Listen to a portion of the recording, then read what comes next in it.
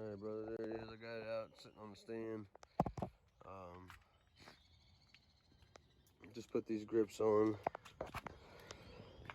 I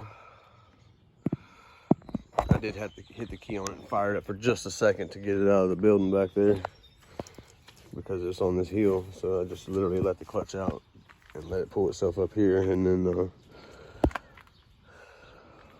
just put the spike kit on it. 6-speed stickers, which came from the spike kits. It's got the 2 brothers on it. Rain droplets all over it from where it rained last night, and it's still coming down a little bit. But let me see how to do this. It's got HIDs in it, which you'll see whenever it fires up. It's not a cold start, but it is fairly cold because I literally had to pull it up here from back there, which was like 2